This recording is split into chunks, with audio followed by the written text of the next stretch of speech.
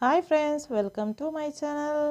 ಎಲ್ಲರೂ ಹೇಗಿದ್ದೀರಾ ಫ್ರೆಂಡ್ಸ್? ಬನ್ನಿ ಫ್ರೆಂಡ್ಸ್, ಇವತ್ತು ನಾನೊಂದು ಬಾಯಲ್ಲಿ ಮೆಲ್ಟ್ ಆಗುವಂಥ ಒಂದು ಸ್ವೀಟ್ ರೆಸಿಪಿನ ನಿಮ್ಮ ಜೊತೆ ಶೇರ್ ಮಾಡ್ತಾಯಿದ್ದೀನಿ. ತುಂಬಾ ಟೇಸ್ಟಿಯಾಗಿರುವಂಥ ಒಂದು ಈಸಿಯಾಗಿರುವಂಥ ಒಂದು ರೆಸಿಪಿ.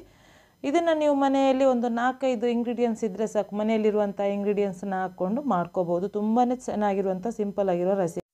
ನೀವು ನನ್ನ ಈ ವಿಡಿಯೋನ ನೀವು ಫಸ್ಟ್ ಟೈಮ್ ನೋಡ್ತಾ ಇದ್ದೀರಾ, ಪ್ಲೀಸ್ ಸಬ್ಸ್ಕ್ರೈಬ್ ಮಾಡಿ, ಪಕ್ಕದಲ್ಲಿರುವಂಥ ಬೆಲ್ ಐಕನ್ ಒತ್ತಕ್ಕೆ ಮರಿಬೇಡಿ ಫ್ರೆಂಡ್ಸ್. ಬನ್ನಿ ಫ್ರೆಂಡ್ಸ್, ಹೆಂಗೆ ಮಾಡೋದಂತ ನೋಡೋಣ. ಸೂಜಿ ಗುಲಾಬ್ ಜಾಮೂನ್. ಇವಾಗ ನಾನೊಂದು ಪಾತ್ರೆಗೆ 1-2 ಕಪ್ಪಷ್ಟು ನಾನಿವಾಗ ಸಕ್ಕರೆನ ಹಾಕ್ತಾಯಿದ್ದೀನಿ. ಇದು ಸಕ್ಕರೆ ಪಾಕ ಮಾಡೋಕ್ಕೆ, ನಾವು ಮಾಡುವಂತಹ ಸೂಜಿದು ಗುಲಾಬ್ ಜಾಮ್ ಮಾಡೋಕ್ಕೆ ಅದಕ್ಕೆ ಸಕ್ಕರೆ ಪಾಕ ಬೇಕಲ್ವ, ಅದನ್ನು ಮಾಡೋಕ್ಕೋಸ್ಕರ ಇದಕ್ಕೆ ನಾನು 2 ಕಪ್ಪಷ್ಟು ನೀರನ್ನ ಹಾಕ್ಕೊಂಡಿದ್ದೀನಿ. 2 ಕಪ್ಪು ಸಕ್ಕರೆಗೆ 2 ಕಪ್ಪಷ್ಟು ನೀರನ್ನ ಹಾಕ್ಕೊಂಡು ಇದನ್ನು ಚೆನ್ನಾಗಿ ಸ್ಪೂನ್ ಹಾಕ್ತಾ ಕಂಟಿನ್ಯೂ ಆಗಿ ಇದನ್ನು ಸ್ಪೂನ್ ಹಾಕ್ತಾ ನೀವೇನು ಮಾಡಬೇಕು, ಇದನ್ನು ಬಾಯ್ಲ್ ಮಾಡ್ಕೋಬೇಕು. ಇದು ಕುದಿ ಬರೋಕ್ಕಿಂತ ಮುಂಚೆ ಇದಕ್ಕೆ ಏನು ಮಾಡಬೇಕು, ಒಂದು ಪಿಂಚಷ್ಟು ಅಂದರೆ 1/4 ಸ್ಪೂನಷ್ಟು ನಾನಿವಾಗ ಸ್ಯಾಫ್ರಾನ್ನ ಹಾಕ್ಕೊಂಡಿದ್ದೀನಿ, ಕೇಸರಿ ಹೂವನ್ನ. ಆಮೇಲೆ ಒಂದು ಸ್ಪೂನಷ್ಟು ನಾನು ಏಲಕ್ಕಿ ಪೌಡ್ರು, 2 ಸ್ಪೂನಷ್ಟು ನಾನು ರೋಸ್ ವಾಟರ್ನ ಹಾಕ್ಕೊಂಡು ಇದನ್ನು ಚೆನ್ನಾಗಿ ಸ್ಪೂನ್ ಹಾಕ್ತಾ ಇದನ್ನು ನಾನಿವಾಗ ಕುದಿ ಬರಿಸ್ತಾ ಇದ್ದೀನಿ. ಚೆನ್ನಾಗಿ ಕುದಿ ಬರಬೇಕು, ಅದುವರೆಗೂ ಇದನ್ನು ನೀವು ಸ್ಪೂನ್ ಹಾಕ್ತಾನೇ ಇರಬೇಕು. ಮತ್ತು ಸಕ್ಕರೆ ಎಲ್ಲ ಚೆನ್ನಾಗಿ ಕರಗುವವರೆಗೂ ಇದನ್ನು ನೀವು ಸ್ಪೂನ್ ಹಾಕ್ತಾನೆ ಇರಿ. ಆಮೇಲೆ ಇದನ್ನು ಬಿಟ್ಟರು ಆಗುತ್ತೆ. ಇವಾಗ ನೋಡಿ, ನಾನು ಅದರ ಟೆಕ್ಸ್ಚರ್ ಹೆಂಗಿದೆ ಅಂತ ತೋರಿಸ್ತಾ ಇದ್ದೀನಿ. ಕೈಗೆ ಮುಟ್ಟಿದಾಗ ಏನಾಗಬೇಕು, ಅಂಟು ಥರ ಆಗಬೇಕು. ಅದುವರೆಗೂ ನೀವೇನು ಮಾಡಬೇಕು, ಇದನ್ನು ಚೆನ್ನಾಗಿ ಕುದಿಸ್ಬೇಕು. ಇದನ್ನು ಓವರಾಗಿ ನೀವು ಬಾಯ್ಲ್ ಮಾಡೋಕ್ಕೆ ಹೋಗಬೇಡಿ. ಇವಾಗ ನಾನು ಇದನ್ನು ಪಕ್ಕದಲ್ಲಿ ಇಡ್ತಾಯಿದ್ದೀನಿ. ಗ್ಯಾಸ್ ಆಫ್ ಮಾಡಿಕೊಂಡು ಅದನ್ನು ಪಕ್ಕದಲ್ಲಿ ಇಟ್ಕೊಂಡಿದ್ದೀನಿ. ಇವಾಗ ಮತ್ತೆ ನಾನು ಗ್ಯಾಸ್ ಆನ್ ಮಾಡಿಕೊಂಡು ಒಂದು ಬಾಣಲಿನ ಇಡ್ತಾಯಿದ್ದೀನಿ. ಈ ಬಾಣಲಿ ಬಿಸಿ ಆದ ನಂತರ ಇದಕ್ಕೆ 1 ಕಪ್ಪಷ್ಟು ಚಿರೋಟಿ ರವೆನ ಹಾಕ್ತಾಯಿದ್ದೀನಿ. ಇದಕ್ಕೆ ನೀವು ಚಿರೋಟಿ ರವೆನೇ ಯೂಸ್ ಮಾಡ್ಕೊಳ್ಳಿ. ಮತ್ತು ಬಾಂಬೆ ರವೆ ಅಂತ ಬರುತ್ತೆ, ಅದನ್ನು ಹಾಕೋಕ್ಕೆ ಹೋಗ್ಬಿಡಿ, ಅದು ಅಷ್ಟು ಚೆನ್ನಾಗಿ ಬರಲ್ಲ. ಚಿರೋಟಿ ರವೆಯಲ್ಲಿ ಚೆನ್ನಾಗಿ ಬರುತ್ತೆ ಜಾಮೂನು. ಇವಾಗ ಇದಕ್ಕೆ ನಾನು 2 ಸ್ಪೂನಷ್ಟು ನಾನಿವಾಗ ತುಪ್ಪನ ಹಾಕ್ತಾಯಿದ್ದೀನಿ. ತುಪ್ಪ ಹಾಕ್ಕೊಂಡು ಇದನ್ನು ನೀವು ಚೆನ್ನಾಗಿ ರೋಸ್ಟ್ ಮಾಡ್ಕೋಬೇಕು. ರೋಸ್ಟ್ ಮಾಡುವಾಗ ಇದರ ಹೀಟ್ ಏನು ಮಾಡಬೇಕು, ಅದರ ಬೆಂಕಿನ ಲೋ ಫ್ಲೇಮಲ್ಲಿ ಇಡಬೇಕು. ಲೋ ಫ್ಲೇಮಲ್ಲಿ ಇಟ್ಟು ಇದನ್ನು ಚೆನ್ನಾಗಿ ಫ್ರೈ ಮಾಡ್ಕೋಬೇಕು. ಈ ಒಂದು 4-5 ನಿಮಿಷ ಇದನ್ನು ಚೆನ್ನಾಗಿ ರೋಸ್ಟ್ ಮಾಡಿಕೊಂಡ್ರೆ ಸಾಕಾಗುತ್ತೆ. ಇದರ ಕಲರ್ ಏನು ಚೇಂಜ್ ಆಗಬೇಕಾಗಿಲ್ಲ. ಇದ್ರ ಬರೀ ಅರೋಮಾ ಚೇಂಜ್ ಆದರೆ ಸಾಕು. ಹಸಿ ಸ್ಮೆಲ್ ಹೋಗಿ ಒಂದು ಒಳ್ಳೆ ಅರೋಮಾ ಬರುವವರೆಗೂ ಇದನ್ನು ಚೆನ್ನಾಗಿ ಉರಿತಾ ಇರಬೇಕು. ಇವಾಗ ಚೆನ್ನಾಗಿ ರೋಸ್ಟ್ ಆಯಿತು. ರೋಸ್ಟ್ ಆದಮೇಲೆ ಇದಕ್ಕೆ 2 ಕಪ್ಪಷ್ಟು ನಾನಿವಾಗ ಹಾಲನ್ನ ಹಾಕ್ತಾಯಿದ್ದೀನಿ. ಅಂದರೆ 1 ಕಪ್ಪು ರವೆಗೆ 2 ಕಪ್ಪು ಹಾಲು ಹಾಕಬೇಕು. ನೀವು ಒಂದೇ ಸಲ ಹಾಕ್ಕೊಂಡ್ರೂ ಪರವಾಗಿಲ್ಲ, ಅಂದರೆ ಗಂಟಾಗಬಾರ್ದು. ಅದಕ್ಕೆ ನಾನು ಹಾಕೋದು ಹೆಂಗಂದರೆ 3 ಬ್ಯಾಚ್ ಮಾಡ್ತೀನಿ. 3 ಬ್ಯಾಚನ್ನ ಇವಾಗ ಸ್ವಲ್ಪನೇ ಇವಾಗ 1 ಕಪ್ಪಷ್ಟು ನಾನಿವಾಗ ಹಾಕ್ಕೊಂಡಿದ್ದೀನಿ. ಹಾಕ್ಕೊಂಡು ಚೆನ್ನಾಗಿ ಒಂದು ಸಲ ಇದನ್ನು ಮಿಕ್ಸ್ ಮಾಡ್ತಾಯಿದ್ದೀನಿ. ನೀವು ಫಸ್ಟಿಗೆ ಮಿಕ್ಸ್ ಮಾಡುವಾಗ ಗಂಟು ಥರ ಆಗುತ್ತೆ. ನೀವು ಇದನ್ನು ಚೆನ್ನಾಗಿ ಮಿಕ್ಸ್ ಮಾಡ್ತಾ ಹೋದ ಹಾಗೆ ಅದೇನಾಗುತ್ತೆ, ಗಂಟೆಲ್ಲ ಬಿಟ್ಟಂಗೆ ಆಗುತ್ತೆ. ಇವಾಗ ನಾನು ಮತ್ತೆ 1 ಕಪ್ಪಷ್ಟು ನಾನಿವಾಗ ಹಾಲನ್ನ ಹಾಕ್ತಾಯಿದ್ದೀನಿ. ಹಾಕ್ಕೊಂಡು ಇದನ್ನು ಚೆನ್ನಾಗಿ ನೋಡಿ, ಈ ಥರ ನೋಡಿ, ಇವಾಗ ಸ್ಮೂತಾಗಿರುವಂಥ ಡೋ ರೆಡಿ ಆಯಿತು. ನೀವು ರವೆಗೆ ಹಾಲು ಹಾಕುವಾಗ ನಿಮ್ಮ ಫ್ಲೇಮ್ನ ಏನು ಮಾಡಬೇಕು, ಲೋ ಅಲ್ಲಿ ಇಡಬೇಕು. ಲೋ ಫ್ಲೇಮಲ್ಲಿ ಇಟ್ಟು ಇದಕ್ಕೆ ಹಾಲು ಬೆರೆಸ್ತಾ ಹೋಗಬೇಕು. ಇವಾಗ ನೋಡಿ, ಪರ್ಫೆಕ್ಟಾಗಿ ಚೆನ್ನಾಗಿ ಸ್ಪೂನ್ ಹಾಕ್ತಾ ಇದು ತುಂಬಾ ಸಾಫ್ಟ್ ಆಗಿರುವಂಥ ಒಂದು ಹಿಟ್ಟು ರೆಡಿ ಆಯಿತು. ಇದನ್ನು ನಾನಿವಾಗ ಕೈಯಲ್ಲಿ ತೋರಿಸಿದ್ದೀನಿ ನೋಡಿ. ಕೈಯಲ್ಲಿ ಟಚ್ ಮಾಡುವಾಗ ಫುಲ್ಲು ಸಾಫ್ಟ್ ಆಗಿರಬೇಕು. ಒಂದು ಸ್ವಲ್ಪನೂ ಗಂಟು ಇಲ್ದಂಗೆ ನೀವು ಇದನ್ನು ಚೆನ್ನಾಗಿ ಮಿಕ್ಸ್ ಮಾಡ್ಕೋಬೇಕು.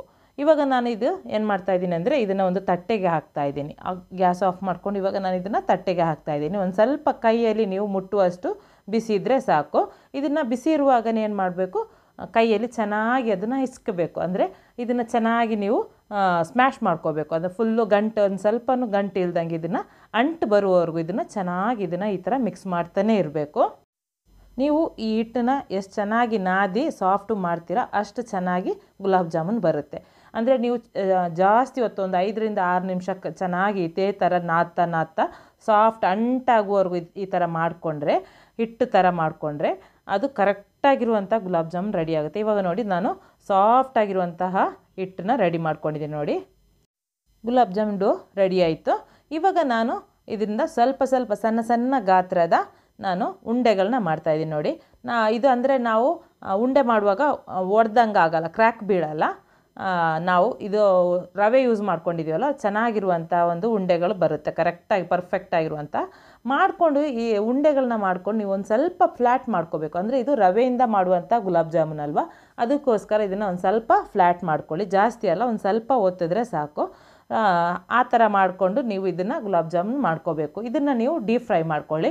ನೀವು ಗುಲಾಬ್ ಜಾಮೂನ್ ಮಾಡೋಕ್ಕೆ ನೀವು ಎಷ್ಟು ಹೀಟ್ ಇಡ್ತೀರ ಅದಕ್ಕಿಂತ ಒಂದು ಸ್ವಲ್ಪ ಜಾಸ್ತಿ ಉರಿನ ಜಾಸ್ತಿ ಇಟ್ಕೊಳ್ಳಿ. ಅಂದರೆ ಹೈ ಫ್ಲೇಮಲ್ಲಿ ಇಡೋಕ್ಕೆ ಹೋಗಬೇಡಿ, ಮೀಡಿಯಮ್ ಟು ಹೈ ಫ್ಲೇಮ್ ಮಧ್ಯೆ ಬರುತ್ತಲ್ಲ ಅಷ್ಟು ಫ್ಲೇಮ್ನ ಇಟ್ಕೊಂಡು ಇದನ್ನು ನೀವು ಫ್ರೈ ಮಾಡ್ಕೋಬೇಕು.